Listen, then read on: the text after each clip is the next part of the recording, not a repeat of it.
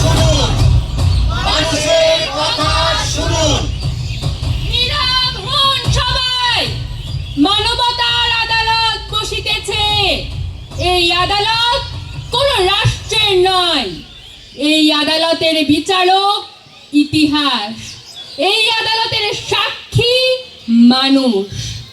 আজকের মামলা মানবতার বিরুদ্ধে অপরাধের সকল সাম্রাজ্যবাদী শক্তির বিচার। মার্কিন সাম্রাজ্যবাদ, রুশ সাম্রাজ্যবাদ আর যে কোনো শক্তি যা মানুষের জীবনকে সংখ্যা বানায়। সাম্রাজ্যবাদ দোষী, দোষী, দোষী। প্রসিকিউটর মহোদয়, আপনারা আপনাদের অভিযোগ পেশ করতে পারেন।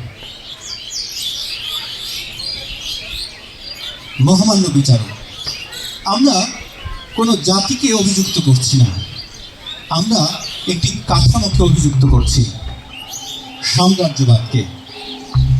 মহামান্য বিচারক, অভিযোগ চারটি: যুদ্ধ আগ্রাসনে লক্ষ লক্ষ মানুষের মৃত্যু, দুর্বল রাষ্ট্রের উপর সামরিক আধিপত্য, নিষেধাজ্ঞা ও অবরোধে মানবিক বিপর্যয় এবং গণতন্ত্রের নামে রাজনৈতিক হস্তক্ষেপ। মহামান্য আদালত, ইতিহাস সাক্ষ্য দেয় Vietnam, Iraq, Afghanistan, Latin America, Iran, মধ্যপ্রাচ্য, ইউক্রেনে পরাশক্তির সংঘাতে মানুষ রক্ত দিয়ে মূল্য দিচ্ছে। দোষী, দোষী, দোষী। আমি গাজার একজন মানুষ। আমাদের শহর একসময় শিশুদের হাসিতে ভরা ছিল, আজ ধ্বংসস্তূপ, রাতের আকাশের ড্রোন। আমাদের ঘর ভাঙা শুধু বোমায় নয়, ক্ষমতার আশীর্বাদে। আমার ছেলে আমাকে প্রশ্ন করেছিল, বাবা, আমরা কি ভুল দেশে জন্মেছি? আমি কোনো উত্তর দিতে পারিনি। মানুষ মরছে, মানুষ মরছে, মানুষ মরছে। আমি ইরাক থেকে এসেছি। আমাদের বলা হয়েছিল গণবিধ্বংসী অস্ত্র আছে, তারপর যুদ্ধ, বাগদাদের আকাশে আগুন, কিন্তু অস্ত্র ছিল না। একটি মিথ্যার উপর দাঁড়িয়ে একটি দেশ ধ্বংস করা, এটা কি অপরাধ নয়? দোষী, দোষী, দোষী। আমি লাতিন আমেরিকা থেকে এসেছি। আমাদের দেশে ট্যাঙ্ক সব সময় আসে না। আসে গোপন অর্থ, গোপন নির্দেশ, গোপন ষড়যন্ত্র। তাতে নির্বাচিত সরকার পড়ে যায়। গণতন্ত্রের নামে গণতন্ত্রকে হত্যা করা হয়।